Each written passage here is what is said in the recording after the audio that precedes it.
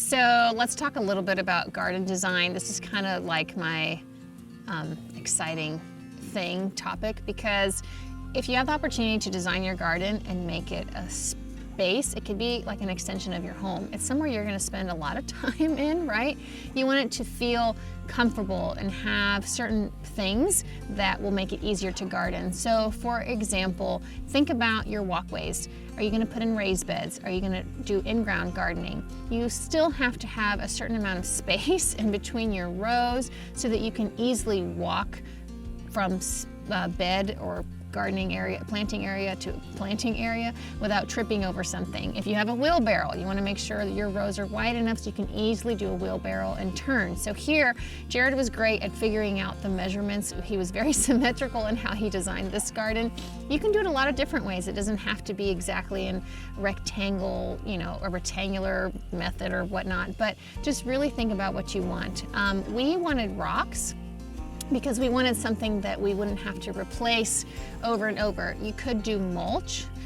You could even just leave grass in between your beds. You might just have to keep them up more by mowing or weed eating, that sort of thing. I will say, do not make the mistake we made. Learn from our mistake. I will tell you, when you put rock down, the best thing is to put some matting underneath so the weeds don't come through the rock, and then you don't all of a sudden have like weeds and rocks. Well, we didn't use the best matting, and we decided to save money. $50. Don't do that.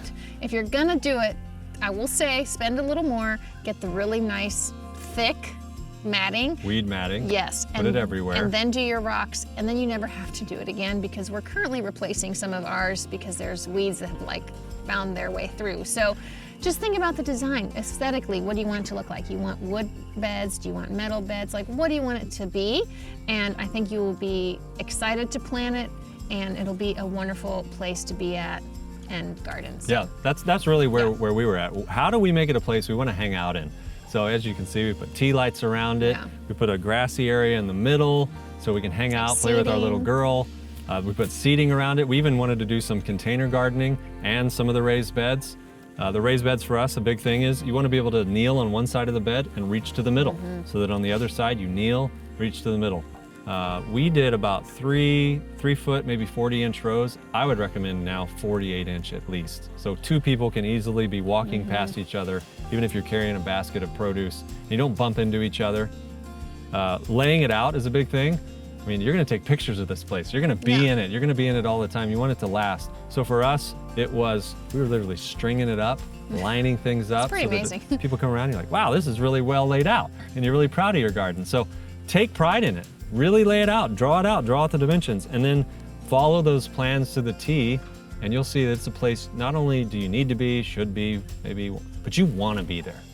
So that's what our tip was. My last thing I was going to say is think about where it is in location to your home, so that when you see it, you can determine, do you want to plant shorter plants, at the entrance to your garden, and then when you look, you can see higher things in the back. You kind of got to think about some of those things. If you really have the opportunity to lay it out, just think it all the way through, and you'll be happy you did, because you won't be changing stuff afterwards. So that's right. Yeah, that's what we got.